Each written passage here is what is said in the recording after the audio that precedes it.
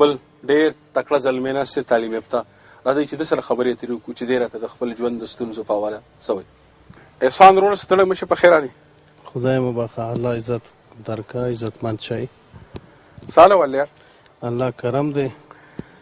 زه خو دلته ستاسو زموږ د خوږ ملګری نزار یوسفزی او د شمشاد ټي وي ډېره مننه او ډېره ستاینه په دې چې په دې وطن کې چې د خپل وطن نه خلک لرې دي، د پښتو ژبې، د پښتو کلتور او د پښتون آهنګ چې کم خدمت شمشاد ټي وي وکړو او شمشاد ټي وي د پښتو ژبې لا کم مقام ورکړو، نو ټولو پښتنو ته د دوی مننه او د دوی ستاینه دا لازمي ده.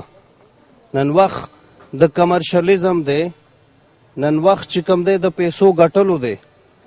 هر انسان، هر کمپنی، هر سړی د پیسو د ګټې په شمار کې دی، په تکل کې دی، په جدوجهد کې دی. خو شمشاد ټي وي یو داسې پروګرام چې هغه خالصتاً د پښتو ژبې د خدمت دی، د پښتون کلتور د خدمت دی. زما د لرې وطن یاره، مونږ نزار یوسفزی د دوی هنرمندان، د دوی ملګري په دې پروګرام کې ګورو، نو مونږ ټولو پښتنو ته د دوی لاسونه مضبوطول پکار دي، د دوی سره هر هڅه کول پکار دي چې کم د دوی دا حوصلې بلند ساتي، دا حوصلې یې همیشه قایمې وي چې دوی ستاسو، زمونږ او د ټولو پښتنو دا خدمت کوي. ستا د درنو خبرو مننه. دا راته تر کوم ځای؟ زه د پېښور ښار اوسېدونکی یم، په وطن د مومند جنسۍ یم، د بدمنۍ. او سبق ته ویلی؟ بالکل جی، انجینرینګ مې کړی دی، الکتریکل انجینیر یم. ته خو لکه ګورې احسان وروڼه چې دومره په ګڼ شمېر پښتانه دي، ما وختي وي چې 4 لکه پښتانه وایي چې په دې ګلف کې چې کوم دی دا 20 لکه پښتانه دا مسافر دي خپل وطن نه. یو اندازې مطابق 20 لکه پښتانه صرف پر ګلف کې په عربو ممالکو کې مسافر دي. دا داسې تکړه زلمي دي، په کار و چې د خپل وطن په دې مټو آباد کړی. څه ګڼي چې ولې لکه دا ټول پښتانه کره کوره 4 دي کې 15 دي که 3 کسانې مسافر دي؟ ستا په نظر سره مونږه پښتانه که د تاریخي حوالو سره خبرې وکړو، نو موږ د ډېرو مسلو سره ښکار یو، د ډېرو مسلو سره مخ هم ده. زمونږ کم شیانو چې زمونږ لاس نیولی دی، کم خبرو چې زمونږ مخه نیولې ده، هغې ته موږ پام او فکر نه کوو.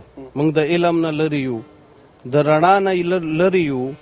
زمونږ فکر چې کم دی دا کله د عقیدې په نوم، کله د ډېرې داسې خبرې دي چې د هغې په نوم پابند شي، خو موږ فکر نه کوو، موږ پام نه کوو.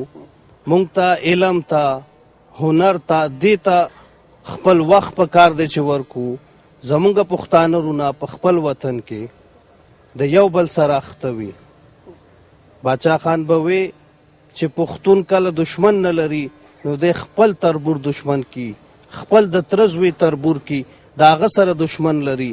دی چې د وطن رابار شي، دی د هر پښتون ملګری وي، دی د هر پښتون مرستیال وي، خو په خپل وطن کې د پښتون ګټه نه ویني، د هغه لاس نیسي، د هغه خپې وهي. دغه شیانو موږ ډېر وروسته کړي یو. موږ خپل دوست نه پیژنو، موږ خپل دښمن نه پیژنو. کومو شیانو چې زموږ لاس ونیو، کومو خبرو چې زموږ نه زموږ کلتور واغستو، زموږ نه زموږ ژبه واغسته، موږ د هغوی ملګري شو، موږ د پښتو ملګري نه شو. نو پښتانه د پښتون وطن نه بار دي، کینی په دې پښتون وطن کې، په دې پښتونخوا کې، او موږ به د لر او بر پښتون خبره کوو، د لر او بر پښتون وطن خبره به کوو. په دې کې د کمو وسایلو کمی ده، کم هغه شی دی چې دا وطن نه لري. یو شاعر وی چې زما وطن د سپینو سرو نه ډک، زه مزدورو پسې بهر ګرځم. ولې ګرځم؟ ولې چې خپل وسایل د بل په لاس ورکړم. او بلم یو خبر ما ته رایادېږي چې پښتانه وی خپل غوث نه مني او پردی خر په ځان مشر مني. دا زمونږ بدقسمتي ده، دا زمونږ بدبختی ده. مونږ ته پکار دادي او وخت امتحان اخلي د انسان، خو وخت چاته صبر نکړي، مونږ به ورک شو که ځان مو نه پیژندو.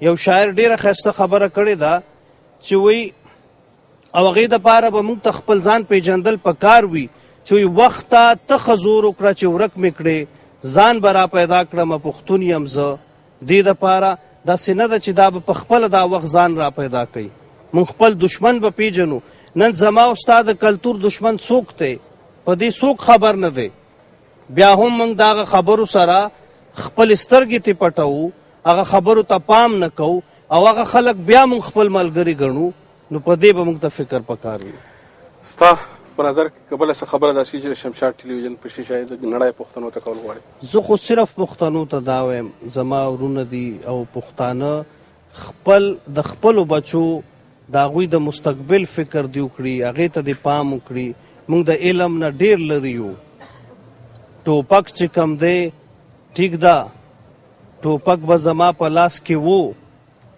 دا زما د تاریخ حصه ده زما تاریخ د ټوپک سره عبارت ضرور دی خو علم نه ولې لرې یو موږ ته نن خلک وایي چې پښتون زما تاریخ زه په خپل حال نظر نه کړم او زه به صرف د خپل تاریخ ستاینه کوم ما به کله هم تاریخ معاف نه کړي د تاریخ ستاینه ښه ده خو په خپل حال به نظر کوم زما د بچی له چې څوک ټوپک په لاس کې ورکوي د هغوی لاس ونیسئ بچو له قلم په لاس کې ورکوي مزدوري زما مقدر ولې دی زه به ټول عمر مزدوري کوم زه به د بل مزدور یم پښتون به ولې مزدور وي پښتون به ولې مخکې نه راځي لاره صرف قلم ده صرف قلم ده دې نه بغیر بله هېڅ تا خبرې کولې او ما در پښتو هغه تاریخي ټپره یاده شوه چې په بل وطن مې پیرزو نه یې په بل وطن مې پیرزو نه یې که د حسنو رسالې در پسې ځي الله ستا په شان خیراز ذهن چې لري دا ځل مې په خپل وطن شته کي ډېره مننه احسان بھائی ستاره درنو خبرو